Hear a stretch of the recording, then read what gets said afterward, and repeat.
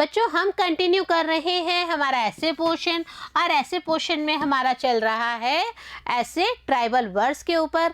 और जब हम ट्राइबल वर्ड्स की बात करते हैं बच्चों, तो हम जी.एन. डेवी सर की बात करते हैं, जिन्होंने कहीं ना कहीं एक ऐसा एटमॉस्फेयर क्रिएट किया, एक ऐसा इन्होंने टीम वर्क तैयार किया जहाँ पर कि जो ट्राइब्स हैं उनके वर्सेस को सुरक्षित रखा जा सके, सुरक्षित रखा जा सके, उनको ट्रांसलेट करके विदाउट उनके इमोशंस से छेड़छाड़ किए हुए, विदाउट उनके हम कह सकते हैं कि मेन जो उनकी वर्डिंग्स हैं उनसे छेड़छाड़ किए हुए हम सबके सामने उनकी भावनाओं को लेके आना, उनके लिटरेचर को कहीं ना कहीं all over the world literature के फॉर्म में मान्यता प्रदान कराना। तो यही सब बातें डेवी सर की हम सबको अच्छी लगती हैं कि वो जो हैं हमारी संस्कृति के उस हिस्से तक हमारे पहुंचाने की कोशिश करते हैं जहां पर कि हम कह सकते हैं कि ट्राइब्स जो हैं अभी तक सब लोगों से इतने घुलते मिलते नहीं हैं। भले ही हम इंडिया की बात करते हैं, भले ही हम ऑल ओवर वर्ल्ड की बात करते हैं। आज हम लेके आए हैं पार्ट 8 हमारे ऐसे का, जिसमें हम आदि ट्राइब्स की बात करने वाले हैं। तो आदि ट्राइब्स का क्या क्या है, क्या वो कर रहे हैं, कैसे कर रहे हैं, इसी को हम यहाँ पे रीड आउट करेंगे। तैयार रहिए बच्चों हमारे साथ में। सबसे पहले देखिए अ नोट ऑन द आदि ट्राइब। आदि ट्राइब के ऊपर एक नोट के रूप में बताया जा रहा है, आदि is a generic term denoting hill people and it includes a number of groups. जहाँ पे हम आदि ट्राइब की बात करते हैं तो आदि जो है एक जेनरिक टर्म है। Generic it means shared by including of a whole group of things, पूरे ग्रुप की बात डिनोट करने के लिए यहाँ पे लिया गया है। आदि ट्राइब्स जो हैं ज़्यादातर पहाड़ी इलाकों में रहती हैं और ये ज़्यादातर ग्रुप्स के अंदर ही रहना पसंद करती है। हमने आपको बताया बाकी जो ट्राइब्स है वह भी ग्रुप्स में ही रहना पसंद करती हैं। It may be applied to all the hill tribes around the Brahmaputra valley. और जब हम आदि ट्राइब की बात करते हैं तो हम देखते हैं कि ब्रह्मपुत्र वैली के आसपास का जितना भी इलाका है उस इलाके में जितने भी हिल ट्राइब्स हैं वो वहाँ पे निवास कर रहे हैं। The Adi are, however, concentrated in the east and west Siang district of Arunachal Pradesh. और भी हम बात करें तो हम बताते हैं कि आदि ट्राइब्स जो हैं वो ज़्यादातर कंसंट्रेट कर रही है ईस्ट पार्ट में और वेस्ट पार्ट में। कहाँ के ईस्ट और वेस्ट पार्ट में बच्चों? सियांग डिस्ट्रिक्ट के, सियांग डिस्ट्रिक्ट के ईस्ट और वेस्ट पार्ट में ये रहवास कर रही हैं। और जो सियांग डिस्ट्रिक्ट है वह एट प्रेजेंट अरुणाचल प्रदेश में है। तो हम यह कह सकते हैं कि आदि ट्राइब्स अरुणाचल प्रदेश के सियांग डिस्ट्रिक्ट में, जहाँ पर कि ब्रह्मपुत्र वैली की बात हम करते हैं तो उसके ईस्ट और वेस्ट पोर्शन में सियांग डिस्ट्रिक्ट के रह रही हैं। इसके अलावा हम देखते हैं वो किस पे बिलीव करते हैं और किस पे नहीं करते हैं। They believe that every object in the universe, be it human beings, animals, trees or birds, have a spirit that needs to be nourished and propitiated। अब यहाँ पे आदि ट्राइब्स की जो विशेषता है उसके बारे में बताया जा रहा है। सबसे पहले हम मीनिंग देखते हैं बच्चों। To make satisfied with somebody, संतुष्ट कर लेना। किसको संतुष्ट करने हैं हम यही आपको यहाँ पे बता रहे हैं बच्चों कि जो आदि ट्राइब्स हैं वो ये चीज़ बिलीव करती है कि सभी ऑब्जेक्ट्स के अंदर, हमारे ब्रह्मांड में जितने भी ऑब्जेक्ट्स हैं, भले ही हम बात करें ह्यूमन बींग्स की, भले ही हम बात करें एनिमल्स की, भले ही हम बात करें ट्रीज़ की या फिर हम बात कर रहे हैं बर्ड्स की, तो इनमें एक स्पिरिट होती है। ये जो नरिश्ड होती हैं, नेचर के थ्रू नरिश्ड होती हैं और कहीं ना कहीं अपने आप को सेटिस्फाइड मोड पे रखती हैं। Because Adi people thought that they are interdependent. Interdependent है। आप देखिए हमारे घरों में छोटी सी गौरैया चिड़िया आती है तो हम उस चिड़िया को, हमारी माँ आटा डालती थी, यूं यूं करके आटा डालती थी। अब खुले आंगन तो रहे नहीं है, लेकिन फिर भी हम देखते हैं कि जैसे वो हमारी बालकनी में आती है तो हम उनको छोटे छोटे रोटी के टुकड़े बना के डाल देते हैं। तो ये जो इंटरडिपेंडेंसी है ये बहुत अच्छी लगती है। और ट्राइब्स से ज़्यादा हम किससे ये चीज़ें सीख सकते हैं बच्चों? तो हमें ये चीज़ें ज़रूर करनी चाहिए। आप भी तो देखिए घरों में मॉर्निंग आवर्स में गाय को रोटी देना, कुत्ते को रोटी देना, ये सब क्या है? ये इंटरडिपेंडेंसी तो सामने आ रही है। dependent on nature for many of their needs. They believe that equilibrium in nature must always be maintained. और सबसे बड़ी इंपॉर्टेंट बात है इक्विलिब्रियम। इक्विलिब्रियम का मीनिंग होता है बच्चों स्टेट ऑफ बैलेंस, एक संतुलन बना के चलना। तो यहाँ पे देखिए जो आदि ट्राइब्स हैं वो यह सोचती हैं कि हम जो है नेचर पे डिपेंड रहते हैं, किसके लिए, हमारी ज़्यादातर आवश्यकताओं के लिए। और इसीलिए ये लोग यह बिलीव करते हैं कि हम जो है एक बैलेंस बना के चले नेचर के साथ में, और यह तभी सक्सेसफुल होगा कि नेचर को हम उतना ही एक्सप्लॉइट करें जितना कि हम उसको वापस देने की कोशिश करते हैं। एक्सप्लॉइटेशन का यहाँ पे मतलब है बच्चों कि आपने फल फूल तोड़े, उनके बीजों को संग्रहित करके रखना। आपने सूखी लकड़ियाँ तोड़ी, उसकी जगह कोशिश करें कि नए पेड़ उगाए जाएं। तो ये इंपॉर्टेंट चीज़ें हैं, इनको हमें यहाँ पे बरकरार रखना बहुत ही ज़रूरी है। Even though hunting is considered not just a means of procuring food but also an expression of courage and skill. अब यहाँ पे आदि ट्राइब्स की एक और विशेषता सामने आ रही है कि ये शिकार को भी बहुत महत्व देते थे। सिर्फ इसलिए नहीं महत्व देते थे कि इनको खाना चाहिए, बट शिकार का एक और मतलब होता था कि आप अपनी करेज को दिखा रहे हैं, आप अपने स्किल्स हैं उनको सबके सामने लेकर आ रहे हैं। They still believe that human beings must hunt for survival and not for greed. और अभी तक आदि ट्राइब्स की जो सबसे इंपॉर्टेंट बात उभर कर सामने आई है बच्चों, वह क्या है कि कभी भी आप शिकार करिए, ह्यूमन बींग्स कभी भी शिकार करते हैं तो उनको सिर्फ और सिर्फ सर्वाइवल के लिए शिकार करना है, किसी लालच के लिए शिकार नहीं करना है। The Adi have two major languages that they use for two different purposes. अब यहाँ पे देखिए आदि जो हैं दो मेजर लैंग्वेज यूज़ करते हैं।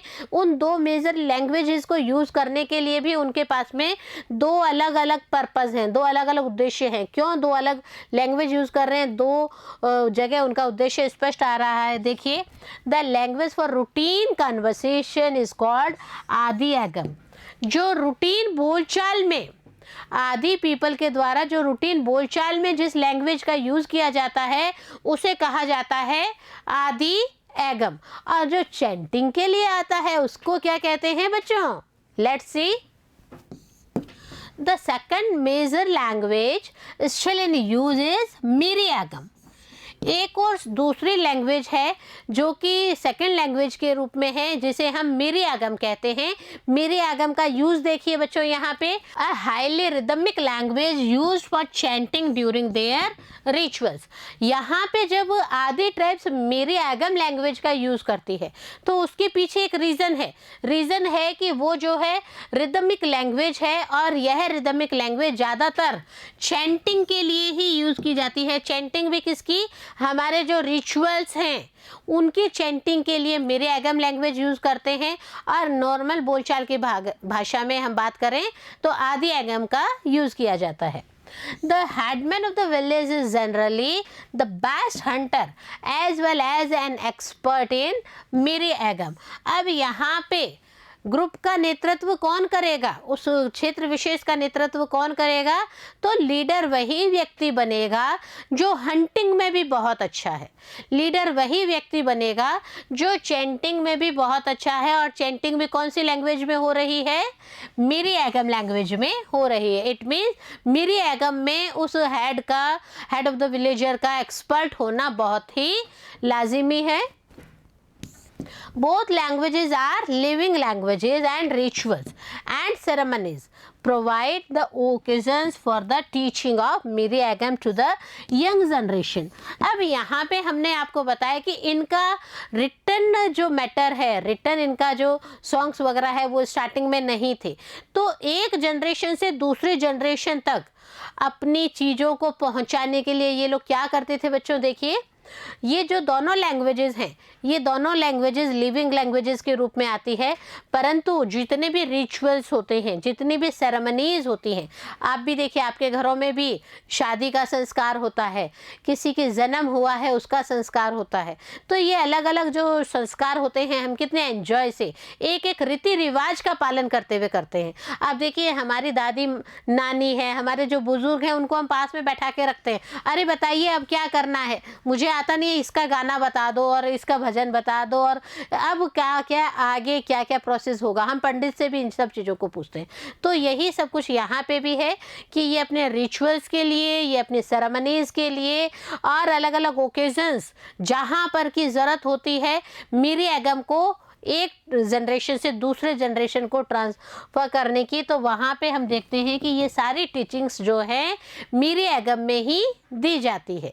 यहाँ पे बहुत ही इम्पॉर्टेंट है। आप भी देखिए, हम संस्कृत लैंग्वेज में हमारे जो मंत्र हैं उनकी चैंटिंग करते हैं पंडित जी। कई जो पर्सन्स वो कह देते हैं पंडित जी हिंदी में भी बताइए इसका क्या मीनिंग है। तो यहाँ पे मीरी एगम लैंग्वेज एंड आदि लैंग्वेज, ये दो अलग अलग आदि एगम एंड मीरी एगम का यूज़ करके इन्होंने अपनी जनरेशन्स को आगे फॉलोअप किया है। मीरी एगम को ये बहुत इंपॉर्टेंस देते हैं, क्योंकि यंगर जनरेशन्स को टीचिंग्स देने के लिए ये बहुत ही इम्पॉर्टेंट है। अब यहाँ पे आदि सॉन्ग के ऊपर हम एक नोट लेके आए हैं, देखिए। The song selected here is actually a mantra that is chanted in Miri Agam to lure the spirit of good health back to the body of a sick person। अब यहाँ पे आदि लोगों के द्वारा एक सॉन्ग गाया जाता है और वह जो सॉन्ग है वह कौन सी लैंग्वेज में है बच्चों? वह लैंग्वेज है मीरी एगम। और वह सॉन्ग एक्चुअल में क्या है? वो एक तरह का मंत्र है, मंत्रोच्चार जिसे हम कहते हैं। तो यह एक तरह का मंत्र के रूप में है, मीरी एगम लैंग्वेज में है। और इसको गाने के पीछे सबसे बड़ा उद्देश्य क्या है कि एक जो बीमार व्यक्ति है उस व्यक्ति की बीमारी उसकी बॉडी से बाहर निकल जाए, उसकी अच्छी हेल्थ के लिए, उसकी अच्छी हेल्थ के लिए यह गाना गाया जाता है। किसके द्वारा गाया जाता है यह भी हम आपको बताते हैं।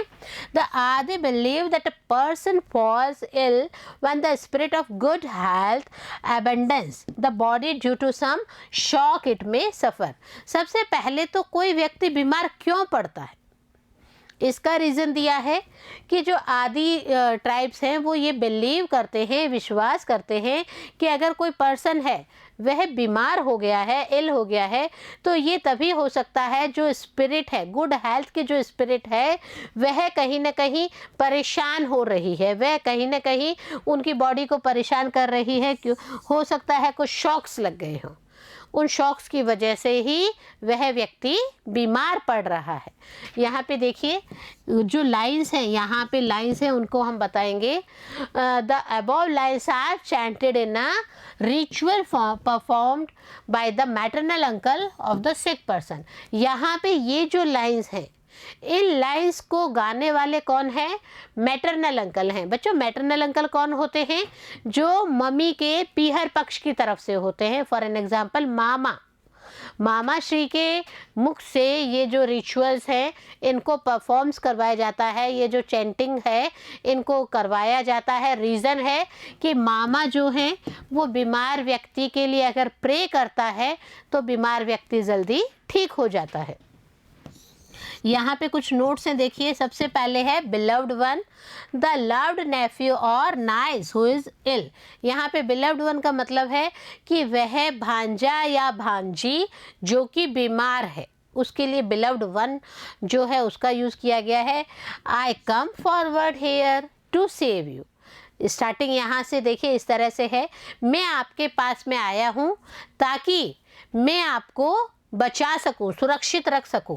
The maternal uncle of the sick person comes forward to perform the ritual for the return of the spirit of good health. और यहाँ पे जो मैटरनल अंकल हैं, यहाँ पे जो मामा हैं, वो उस बीमार व्यक्ति के पास में आते हैं और यह जो चैंटिंग्स हैं, ये जो रिचुअल्स हैं यह करते हैं। रीज़न है कि वो जो है वापस स्पिरिट ऑफ गुड हेल्थ है उसको रिटर्न करवाना चाहते हैं, बीमार व्यक्ति की हेल्थ को सही करना चाहते हैं। नेक्स्ट एक और वर्ड आता है इम्यूल। इम्यूल का मतलब होता है amulet, here a healing ornament. एक ऐसा ऑर्नामेंट, एक ऐसा गहना जिसे हम ताबीज भी बोल सकते हैं बच्चों। ताबीज जो है वह पहनाया जाता है ताकि बीमार व्यक्ति जो है वह ठीक हो जाए। Listen to the sound of this ornament, this line and the ones that follow are addressed to the spirit of good health to request it to return to the ill body. अब यहाँ पे देखते हैं कि यह जो ornament है इसकी बात करते हैं, तो यहाँ पे ये जो लाइन है और इसके बाद में जो लाइन्स है वो एक तरह से एड्रेस कर रही है किसको, स्पिरिट ऑफ गुड हेल्थ को, ताकि उनसे रिक्वेस्ट किया जाए कि भैया इस इल बॉडी को वापस रिकवर कर दें, इस बीमार शरीर को वापस सही कर दें, रिकवर कर दें। योर स्वीट होम, एक वर्ड और आता है यहाँ पे, एक फ्रेज और आता है, देखिए यहाँ पे, the ill body which is the real home of the spirit of good health. एक ऐसी बीमार शरीर जहाँ पर कि हम कह सकते हैं वही सच्चा घर है। किसका घर है? वह स्पिरिट ऑफ गुड हेल्थ का। It means spirit of good health अगर आ जाएगी तो कहीं ना कहीं बीमार शरीर स्वस्थ हो जाएगा। रिडन, एक और वर्ड आता है, a creeper that is suppose to have special medicinal qualities. एक ऐसी तरह से झाड़ी होती है रिडन, जो ये माना जाता है कि उसको मेडिसिनल क्वालिटीज़ के रूप में यूज़ किया जाता है। अभी भी आप देखिए कि हमारे यहाँ पे अभी भी कई सारी ऐसी श्रब्स और जो क्रीपर्स हैं उनका यूज़ किया जाता है मेडिसिनल क्वालिटीज़ के लिए। Fasten your soul to your body, यहाँ पे एक और फ्रेज आ रहा है, देखिए, the ridden creeper will tie the spirit of good health to the body to ensure its continued presence. हम यहाँ पे देखते हैं कि जो क्रीपर है उसको कहीं ना कहीं बॉडी से बांध दिया जाता है, बॉडी की देखभाल के लिए उसका काम लिया जाता है। रीज़न बिहाइंड इट कि जो बॉडी है वो कंटिन्यू प्रेजेंस, अगर क्रीपर की, रिडन क्रीपर की कंटिन्यू प्रेजेंस रहेगी तो कहीं ना कहीं स्पिरिट ऑफ जो गुड हेल्थ है वो जल्दी से जल्दी वापस इल बॉडी में आ जाएगी। इट मीन्स बीमार शरीर जो है वह जल्द से जल्द स्वस्थ हो जाएगा। Follow the footprints of this cock. अब यहाँ पे ये एक और लाइन आ रही है बच्चों, इसका देखिए, usually an offering like a cock or a hen is made to propitiate the spirit of good health and persuade it to return to the ill body।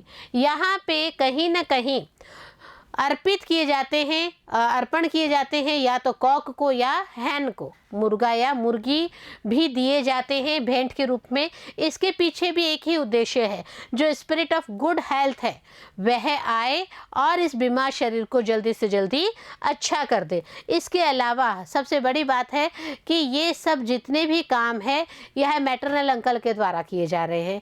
Maternal uncle को यह माना जाता है कि वो जो हैं अगर प्रे करते हैं, आदि लैंग्वेज का जो मेरी आगम है उसमें जब प्रे करते हैं, चैंटिंग करते हैं, तो कहीं ना कहीं इल बॉडी जल्दी रिकवर होती है। और वह इल बॉडी भी हमने बच्चों बताई आपको, वह इल बॉडी है किसी भी भांजे की या भांजी की। तो यहाँ पे कहीं ना कहीं आदि ट्राइब्स की ये जो दो लैंग्वेजेस हैं, मेरी आगम एंड आदि आगम, तो यहाँ पे दोनों का अलग अलग यूज़ है, बट इनकी इम्पोर्टेंस है वह हम सबके सामने आई। कितना मार्मिक रूप से चित्रण किया गया है, कितना इमोशनली हम सबको बताया गया है कि उनके भी इमोशंस हैं, वो भी अपने इमोशंस को उजागर करते हैं। और हम कह सकते हैं डेवी सर और उनकी टीम ने जो बहुत ही अच्छा एक प्रयास किया हम सब के लिए, वो बहुत ही सराहनीय है। और हम सब ट्राइबल वर्सेस से रूबरू हो रहे हैं, आगे भी रूबरू करेंगे आपको बच्चों। तब तक बने रहिए बिंदु के साथ, पढ़ते रहें और आगे बढ़ते रहें। नमस्कार।